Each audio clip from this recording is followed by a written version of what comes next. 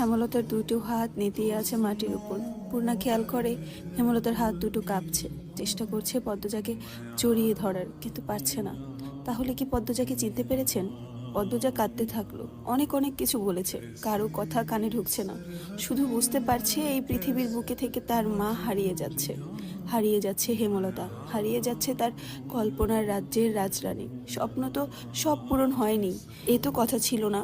তবে কেন এমন হচ্ছে? পদ্মজার বুক ছিঁড়ে যাচ্ছে, যন্ত্রণায় সারা শরীর বিষিয়ে যাচ্ছে। কাপা ঠোঁটে হেমলতার পুরো মুখে চুমু খেলো পদ্মজা। ভারী করুণ ভাবে বলল, ও আম্মা, কোথায় হারালো তোমার তীক্ষ্ণ দৃষ্টি, ঝাঁঝালো কণ্ঠ? কেটে যায় অনেকটা মুহূর্ত। কাছের মানুষেরা ছাড়া আর কেউ নেই, কারো মুখে রানী। হেমলতার মতোই সবাই বাকহীন, স্তব্ধ। কেউ খায়নি, বাসন্ত গুপ্ত ব্যথা নিয়ে রেঁধেছেন। প্রেমা প্রান্ত আমির ছাড়া কেউ খেলো না। পদ্মজাকে অনেক জোরাজুরি করেছে আমির, পদ্মজা খেলো না। আমিরও আর ঘাটলো না। পদ্মজা জানতে পারলো 2 মাস ধরে হেমলতা বিছানায় পড়ে আছেন। এক দুটো কথা বললে মাঝে মাঝে, 4 দিন ধরে তাও বলেন না। গতকাল ভোরে মুখ দিয়ে ফেনা বের হয়েছে। এমন অবস্থা হয়েছিল সবাই ভেবেছিল আত্মাটা বেরিয়ে যাবে। হাওলাদার বাড়ি থেকে সবাই দেখতে আসে। তখন জানা যায় আলমগীর ঢাকা যাচ্ছে। মোর্শেদ অনুরোধ করে বলল পদ্মজা আর আমিরকে খবর দিতে, ওরা যেন দ্রুত চলে আসে। রাতের ট্রেনে সকালে গোডাউনে পৌঁছে আলমগীর আমিরকে সব বলে। আমির সব শুনে আর দেরি করেননি, পদ্মজাকে নিয়ে চলে আসে। পথে কান্নাকাটি করবে তাই কিছু বলেনি। পদ্মজা এসব জেনে কিছু বলল না। অভিমানের পাহাড় তৈরি হয়েছে মনে, কারো কথা শুনতে ইচ্ছে করছে না। সারাক্ষণ চেষ্টা করছে হেমলতার সাথে কথা বলার। হেমলতা কিছুতেই কথা বলছে না, একটু আধটু পানির বেশি আর কিছুই খাচ্ছে না। গায়ে মাংস বলতে নেই, চামড়া ঝুলে গেছে। পদ্মজা হেমলতার পুরো শরীর মুছে দিয়ে কাপড় পাল্টে দিল। এরপর শোয়া অবস্থায় অজু করালো। ঠোঁট ভেঙে কেঁদে আরো একবার আকুতি করলো, একবার কথা বলো আম্মা, একবার ডাকো পদ্মজা বলে। হেমলতা তাকালেন, কিছু বললেন না, তাকিয়েই রইলেন। মাঝরাতে সবাই যখন ঘুমে, পদ্মজা জেগে। ক্লান্ত হয়ে সবার চোখ দুটি লেগে গেলেও তার চোখ দুটি পলকও ফেলছে না। মনে হচ্ছে কে যেন চারপাশে ঘুরছে তার মাকে নিয়ে যেতে। ঝিঝি পোকার ডাক, শেয়ালের হাঁক ছাপিয়ে সে যেন কারো পায়ের শব্দ শুনতে পাচ্ছে।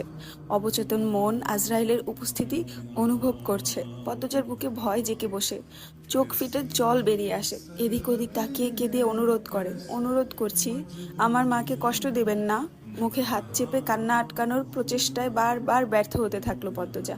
কাঁদতে কাঁদতে কণ্ঠ নিভে এসেছে, ঠান্ডায় শরীর জমে গেছে। চোখটা লেগেছে মাত্র তখনই দপদপ একটা শব্দ ভেসে আসে। পদ্মজা চমকে তাকালো। হেমলতা হাত দিয়ে মাটি থাপড়াচ্ছেন, শরীর কাঁপছে। পদ্মজার নিঃশ্বাস থেমে যায়।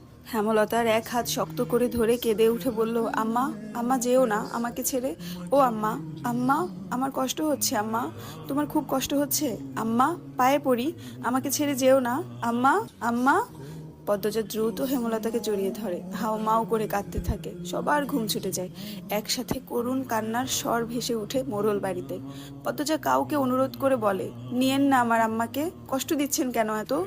আমার আম্মার কষ্ট হচ্ছে আম্মা, ও আম্মা, আম্মা আমাকে ছেড়ে যেও না। পদ্মজা কাঁদতে কাঁদতে সূরা ইয়াসিন পড়া শুরু করলো। হেমলতার শেষবারের মতো উচ্চারণ করেন, লা ইলাহা ইল্লাল্লাহু মুহাম্মাদুর রাসূলুল্লাহ। শেষ নিঃশ্বাস ত্যাগ করে আত্মাটা বেরিয়ে যায়। শরীরের কাঁপাকাঁপি থেমে যায়। দেহটা শুধু পড়ে রয় পরিত্যক্ত বস্তুর মতো। পদ্মজা দেহটাকে খামচে জড়িয়ে ধরে আম্মা বলে চিৎকার করে উঠল। চারপাশের সব বাড়ি থেকে মানুষ ছুটে আসে। পূর্ণা কাঁদতে কাঁদতে জ্ঞান হারায়। ফজরের আজান পড়ছে। আমির পদ্মজাকে হেমলতা থেকে ছাড়ানোর চেষ্টা করে। কিছুতেই প্রাণবিহীন দেহটা পদ্মজা ছাড়তে চাইল না, যেন তার ডাকেই ফিরে আসবে হেমলতা। এমন কি হতে পারে না? হেমলতা কথা বলে উঠলেন, আবার হাঁটলেন। পদ্মজাকে ধমকে বললেন, চুপ, এত কিসের কান্না? আমার মেয়ে হবে শক্ত আর কঠিন মনের, এত নরম হলে চলবে? এটা শুধুই কল্পনা। আত্মা একবার দেহ ছেড়ে দিলে আর ফিরে আসে না, আপন ঠিকানায় ফিরে যায়। হেমলতা নামের মানুষটার আয়ুকাল এটুকুই ছিল। তিনি উড়াল দিয়েছেন পরকালে, রেখে গেছেন আদরের 3 কন্যা। আদরের কন্যাদের ছেড়ে তো দূরে থাকতে পারতেন না। এবার কিভাবে চলে গেলেন? তিনি নিশ্চয়ই মৃত্যুর সাথে কঠিন যুদ্ধ করেছেন, পেরে ওঠেননি। ভোরের আলো ফুটতেই পদ্মজা নিজেকে শক্ত করলো। গোসল করে এসে কোরআন শরীফ নিয়ে বসলো। হেমলতা বলতেন, মা বাবা মারা গেলে কান্নাকাটি না করে লাশের পাশে বসে কোরআন শরীফ পড়া ভালো। এতে করে কবরের আযাব থাকলে কম হয়। এই কথার কোনো সত্যতা নেই, তবে অনেক গ্রাম অঞ্চলের মানুষ এই কথাটি মনে প্রাণে বিশ্বাস করে। প্রতিটা অক্ষর পড়ছে আর কাঁদছে। জীবনের আকাশের 7 রঙা রংধনু নিভে গেছে, আর কখনো উঠবে না, কোনো দিন না। মোর্শেদ পাঞ্জাবির হাতা দিয়ে চোখের জল মুছছেন, আবার ভিজে যাচ্ছেন। গোসলের পর হেমলতার মুখটা উজ্জ্বল হয়েছে, ঠোঁটের কোণে যেন হাসি লেগে আছে। পদ্মজা হেমলতার মৃতদেহের সামনে এসে দাঁড়ায়। সাদা কাপড়ে মোড়ানো লম্বা দেহটা দেখে বুকটা হাহাকার করে ওঠে। আকাশের দিকে তাকিয়ে বলে, আমি জানি তোমার রুহু আমার পাশেই আছে। এভাবে কথা না ভাঙলেও পারতে আম্মা। বলেছিলে কখনো কিছু লুকাবে না, বেহেশতে ভালো থাকো আম্মা।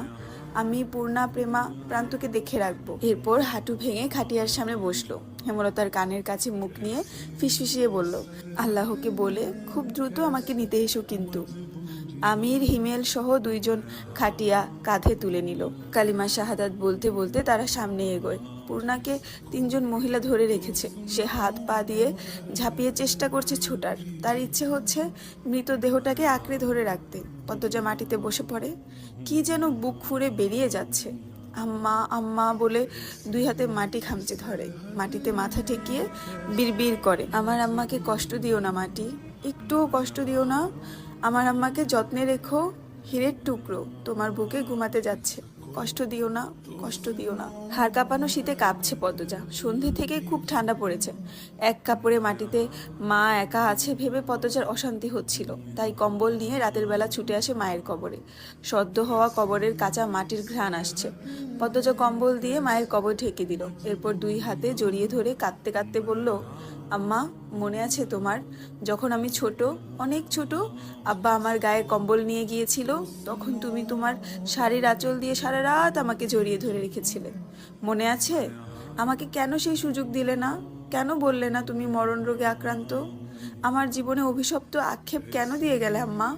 কেন পেলাম না আমার মাকে সন্তানের মতো আদর করার সুযোগ? কোন দোষে আমার সঙ্গ তুমি নিলে না? মৃত্যুর আগে নিজের মেয়ের সাথে এত বড় অনাচার করে গেলে আম্মা। বিশ্বাসঘাতকতা করলে। আমি তো তোমাকে অন্ধের মতো বিশ্বাস করতাম, কখনো কোনো বিষয়ে জোর করিনি, জোর করে জানতে চাইনি। আমি বিশ্বাস করতাম তুমি সব বলবে আমায়। তুমি নিজে আমাকে বারবার বলেছ তোমার জীবনের এক বিন্দু অংশ থাকবে না যা আমাকে বলবে না। তবে কেন সেই কথা রাখতে পারলে না? আমার কষ্ট হচ্ছে আম্মা।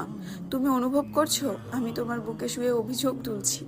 তুমি আমার সাথে বিশ্বাসঘাতকতা করেছো, আমার কাছ থেকে কেড়ে নিয়েছো 10 মাস। তুমি পারতে আমাকে বলতে, তুমি পারতে আমাকে বিয়ে না দিয়ে নিজের কাছে রাখতে, তুমি পারতে আমাকে আরো 10 মাস আমার মায়ের সঙ্গ দিতে। আমি এত আক্ষেপ নিয়ে কি করে বাঁচবো আম্মা? কয়েকটা শেয়াল দূরে দাঁড়িয়ে আছে। মাঝরাতে কবরে ঝাঁপিয়ে পড়ে কেউ কাঁদতে পারে এমন হয়তো কখনো দেখেনি তারা। পদ্মজা হেমলতার কবরে হাত বুলিয়ে দিচ্ছে আর অশ্রু বিসর্জন করছে। আত্মহত্যা মহা পাপ না হলে হয়তো এই পথই বেছে নিত সে। মোর্শেদ আমির টর্চ নিয়ে পদ্মজাকে খুঁজতে খুঁজতে কবরে আসে। হেমলতার কবর দেখে মোর্শেদ দুর্বল হয়ে পড়েন। পদ্মজার সাথে সাথে তিনিও কাঁদতে থাকেন। আমিরের শব্দ ভাণ্ডারে সান্ত্বনা মজুদ নেই। সে সাহস করতে পারল না কথা বলার। কান্না থামিয়ে পদ্মজার মুখস্থ সূরা ইয়াসিন পড়তে থাকলো। সে চায় না তার মায়ের বিন্দু মাত্র কষ্ট হোক কবরে। সন্তানের আমল নাকি পারে মৃত বাবা মার শাস্তি কমাতে। যদি কোনো পাপের শাস্তি হেমলতার আমল নামায় থেকে থাকে তা যেন মুছে যায় পদ্মজার কণ্ঠের মধুর সুরে। ধীরে ধীরে পদ্মজার কণ্ঠ কমে আসে, ঠান্ডায় জমে যায়, চোখের মনি রং পাল্টে যায়। আমির দ্রুত পদ্মজাকে কোলে তুলে নেয়। এরপর মোর্শেদকে বুঝিয়ে শুনিয়ে বাড়িতে নিয়ে আসে। হেমলতা পড়ে রইলেন একা একা। শেয়ালগুলো চেঁচিয়ে উঠল, মৃত্যুর মতো সত্য আর নেই, জন্মালে মৃত্যুর স্বাদ গ্রহণ করতেই হবে। হেমলতার ঘরে পদ্মজা আর পূর্ণা বসে আছে, দরজা বন্ধ করে। পুরো বিছানা জুড়ে হেমলতার গায়ের কাপড় চোপড়। এই শেষ স্মৃতি। পূর্ণা 2টো শাড়ি বুকের সাথে জড়িয়ে ধরে থেমে থেমে কাঁদছে। পদ্মজা মাটিতে বসে আছে, উস্কো চুল। পূর্ণা আর কাঁদতে পারছে না, বুক ফেটে যাচ্ছে, তবুও শব্দ বেরোচ্ছে না। পদ্মজা হেমলতার চুড়ি 2টো হাতে নিয়ে বলল, আম্মা এখন কাকে ডাকবো? পূর্ণা, আমাদের আম্মা কই গেল? পূর্ণা বিছানা থেকে নেমে আসে, পদ্মজাকে ধরে ভাঙা স্বরে বলল, আল্লাহ কেন এমন করলো আপা? আমাদের প্রতি একটু দয়া হলো না আল্লাহর? এই ঘরটায় আর আসবে না আম্মা। আপা, আম্মা আসে না কেন? আপা, আমার নিঃশ্বাস নিতে কষ্ট হয়, আমাকে মেরে ফেলো। কাঁদিস না বোন, আমাদের সবার আবার দেখা হবে পরকালে। এরপর আর মৃত্যু নেই, অনন্তকাল একসাথে থাকবো, ঠিক দেখা হবে দেখিস। পালঙ্কের উপর একটা পুরনো খাতা। পদ্মজা হাত বাড়িয়ে নিল। পূর্ণা এই খাতার প্রতিটি অক্ষর আগেই পড়েছে, তাই আর ঘাটল না। সে ক্লান্ত দেহ নিয়ে মাটিতে শুয়ে পড়ে। পদ্মজা খাতার পৃষ্ঠা উল্টায়। আমার আদরের পদ্মজা, আজ 15 দিন হলো তোর বিয়ে হয়েছে। প্রতিটা রাত আমার নির্ঘুম কাটে। পুরো বাড়ি জুড়ে তোর স্মৃতি। স্মৃতিগুলো আমায় বিষে জর্জরিত করে দেয়। মেয়ে হয়ে জন্মালে বড় হয়ে শ্বশুরবাড়ি যেতেই হয়। তবুও মানতে কষ্ট হচ্ছে, আমার মেয়ে সারা জীবনের জন্য অন্যের ঘরে চলে গেছে। বলেছিলাম আমার জীবনের বিন্দু মাত্র অংশ তোর অজানা রাখবো না।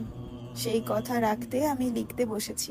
স্বপ্ন ছিল তোকে অনেক পড়াবো, অনেক অনেক দিন তোকে নিজের কাছে রাখবো। কিন্তু মানুষের সব স্বপ্ন কি পূরণ হয়? দীর্ঘ 2 বছর আমার শরীরে বাসা বেঁধেছিল এক রোগ। প্রাথমিক অবস্থায় ছিল, কিন্তু পাত্তা দেইনি। যখন তোর ম্যাট্রিক পরীক্ষার জন্য আকবর ভাইদের বাড়িতে গেলাম, তখন একজন ভালো ডাক্তারের সাথে আমার দেখা হয়। তিনি আকবর ভাইজানের বন্ধু, দেখা করতে এসেছিলেন। তখন তুই পরীক্ষা কেন্দ্রে ছিলি। ওনার নাম আসাদুজ্জামান, বিলেত ফেরত ডাক্তার। কথায় কথায় আমার সমস্যার কথাগুলো বলি। তিনি খালি চোখে আমাকে দেখেন, কিছু প্রশ্ন করেন, ওনার ধারণা জানান আমি পার্কিনসন্স ডিজিজ নামক প্রাণঘাতী রোগে আক্রান্ত, যার 80 ভাগ লক্ষণ আমার সাথে মিলে যায়। তিনি দ্রুত আমাকে পরীক্ষা করতে বলেন। এই রোগের চিকিৎসা তো দূরে থাক, দেশে এই রোগের পরীক্ষা কেন্দ্রেও হাতে গোনা 2-3টা। সেই দিনটা আমার জীবনে অনেক বড় একটা ধাক্কা ছিল। আমি দিক দিশা হারিয়ে ফেলি। আমি মারা গেলে আমার 3 মেয়ের কি হবে, কি করে বাঁচবে? ভয়ানক এই রোগ নিয়ে তোর সামনে হাসতে আমার ভীষণ কষ্ট হতো, তবুও হাসতে হতো। মুহিব খুব ভালো ছেলে, তাই তাদের প্রস্তাব ফিরিয়ে দেইনি। আমি মারা যাওয়ার আগে তোর ভবিষ্যৎ নিশ্চিন্ত করতে চেয়েছিলাম। বিয়ে ঠিক করে ফিরে আসি গ্রামে। প্রতিটা দিন, প্রতিটা মুহূর্ত অসহনীয় যন্ত্রণায় কাটতে থাকে। আসাদুল জামান ঢাকার এক হাসপাতালের নাম লিখে দিয়েছিলেন, যেখানে এই রোগের পরীক্ষা করা হয়। 100 ভাগ নিশ্চিত হওয়ার জন্য পরীক্ষা করানোটা জরুরি। তার জন্য কেউ একজনকে দরকার পাশে। তারপর তোর আব্বাকে সবকিছু বলি। সব শুনে তোর আব্বা বাচ্চাদের মতো হাউমাউ করে কেঁদেছে। আল্লাহর উপর ভরসা রেখে চলে যাই ঢাকা। আমি তখন হুঁশে ছিলাম না, মৃত্যু আমার পিছনে ধাওয়া করছিল। তাই মাথায় আসেনি আমি না থাকলে আমার মেয়েদের কোনো ক্ষতি হতে পারে। ঢাকায় যাওয়ার পথে আল্লাহর কাছে আকুতি করি, যেন পরীক্ষায় কিছু ধরা না পড়ে, বিয়েটা ভেঙে দিতে পারি, আর আমার মেয়েদের নিয়ে আরো কয়েকটা বছর বাঁচতে পারি। কিন্তু আল্লাহ শুনলেন না, তিনি দয়া করলেন না। মা জানতে পারি আমার হাতের সময় কম, এ রোগের নিরাময় নেই, যে কোনো বছর যে কোনো মুহূর্তে মারা যেতে পারি। এই কথা শোনা আমার পক্ষে সহজ ছিল না, ভেঙেই গুড়িয়ে গিয়েছিলাম। কিন্তু তোদের কথা মনে পড়তেই আবার নিজেকে শক্ত করে নিয়েছি। যতদিন বাঁচবো শক্ত হয়ে বাঁচবো, তোর জীবন গুছিয়ে দিয়ে যাব।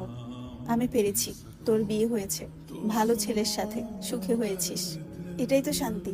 আমার ভাবতে কষ্ট হয়, একদিন তোকে, তোদের সবাইকে আমি ভুলে যাব। এখনই তো প্রায় সময় ভুলে যাই, তখন নিজের নারী ছেঁড়া সন্তানদের মুখও অচেনা হয়ে যাবে। কি নির্মম, তাই না মা? তুই ঢাকা চলে গিয়েছিস অনেক দিন হলো। আমার মনে হচ্ছে আমাদের আর দেখা হবে না। আমার শরীরের অবস্থা ভালো না, আজ নাকি আমি প্রান্তকে চিনতে পারিনি। বেশ অনেকক্ষণ ওর চেহারাটা আমার অচেনা লেগেছে। কি অদ্ভুত, ভুলে যেয়ে আবার মনে পড়ে। হাত, পা, মাথা, মুখের থুতনি মাঝে মাঝে খুব কাঁপে। ধীরে ধীরে শরীরের ভারসাম্য একদম নষ্ট হয়ে যাচ্ছে। লাহারি ঘরে গিয়েছিলাম, হুট করে চৌকির উপর থেকে পড়ে গিয়েছি। পূর্ণার সে কি কান্না, মেয়েটা খুব কাঁদুনে হয়েছে। একদমই হাঁটতে ইচ্ছে করে না, শক্তি কুলোয় না। তোর কথা খুব মনে পড়ে। বৃদ্ধ হয়ে তোর শরীরে ভর দিয়ে হাঁটার ইচ্ছে ছিল মনে। পেটের চামড়ায় ফোসকার মতো কি যেন হয়েছে, চুলকায়, ব্যথা করে। রাতে ঘুম হয় না যন্ত্রণায়। তোর আব্বা আমার কষ্ট দেখে সেও ঘুমাতে পারে না। বাসন্তী আপা সব জানে, মানুষটা অনেক ভালো, ভুল তো মানুষই করে। এমন কেউ আছে যে জীবনে ভুল করেনি? বাসন্তী আপার রান্না নাকি অনেক মজার হয়, খুব ভালো গ্রান হয়। সেই গ্রান শক্তিটাও লুপ্ত হয়ে গেছে, অনেক দিন ধরে টয়লেটও হচ্ছে না, খাবারও গিলতে পারি না। কোন পাপে এমন করুণ দশা হলো আমার? বোধহয় আর শক্তি পাবো না লেখার। পুরনো সবকিছু স্থায়ীভাবে ভুলতে আর কতক্ষণ? সব লক্ষণ তো জেগে বসেই আছে শরীরে, বাকি শুধু দুনিয়াটা ভুলে যাওয়া। আজ সারা রাত জেগে আরো কিছু কথা লিখতে চাই। সেদিন আমি জলিল আর মঞ্জুর ছেলেকে খুন করেছি। সঈদ তার আগেই খুন হয়ে গিয়েছিল। 8 পাড়ার বড় হাওড়ে বিলের ঘরে ওরা 3জন সব সময় জুয়া খেলে, গাঁজা খায়। সেদিনও খেয়ে পড়েছিল। গিয়ে দেখি ঘরের এক কোণে সঈদের লাশ পড়ে আছে। দা হাতে দাঁড়িয়ে আছে তোর দেবর রিদওয়ান। ও আমাকে দেখে পালিয়ে যায়। এমন দৃশ্য দেখে আমি অপ্রস্তুত হয়ে পড়ি, তবুও থামিনি। ঘুমন্ত জলিল আর মঞ্জুর ছেলেকে বেঁধে বাকিটুকু বললাম না। শুধু এইটুকু বলবো, আমি যখন জলিল আর মঞ্জুর ছেলেকে কোপাচ্ছিলাম তখন রিদওয়ান ঘরের একপাশে লুকিয়েছিল, লুকিয়ে সবটাই দেখেছে। আমি বের হতেই সে উল্টো দিকে হাঁটা শুরু করে। আজও জানতে পারিনি কেন সঈদকে মেরেছে। তুই ঢাকা চলে গিয়েছিস ভেবে শান্তি লাগছে। রিদওয়ান খুব ভয়ঙ্কর মানুষ। তার খুন করার হাত বলছে এটা তার প্রথম খুন নয়, সাবধানে থাকবি। আমিরকে সাবধানে রাখবি। তোর শাশুড়িকে কাঁদতে দেখেছি, ওনাকে আপন করে রাখবি। আর লেখা যাচ্ছে না, হাত কাঁপছে, কেমন ঝাপসা হয়ে আসছে চারদিক। এই খাতাটা প্রান্তর, লুকিয়ে নিয়ে এসেছি। আমার সব শাড়ির সাথে ট্রাঙ্কে যত্ন করে রাখছি। আমার অনুপস্থিতিতে যখন পড়বি কাঁদবি না একদম। জীবনে বড় হবি। আমি না থাকলে মৃত্যুর কামনা করবি না, এটা এক ধরনের পাপ। আল্লাহর যখন ইচ্ছে হবে মৃত্যু দিবেন। তিনি যে কারণে সৃষ্টি করেছেন তা পূরণ হলেই মৃত্যু ধেয়ে আসবে। শুধু মৃত্যুর কথা স্মরণে রাখবি, কোরআনের পথে চলবি, কোনো পাপ কাজে জড়াবি না, অন্যায়কে প্রশ্রয় দিবি না। আমাদের আবার দেখা হবে। তুই তো আমার মা, আমার পদ্মজা, আমার 7 রাজার ধন, আমার 3 কন্যা, আমার অহংকার, আমার বেহেস্ত। ভালো থাকবি, খুব ভালো থাকবি। মা কিন্তু দেখবো, কান্নাকাটি করতে দেখলে ওপারে আমার শান্তি হবে না। আর কাঁদবি না। আল্লাহ হাফেজ।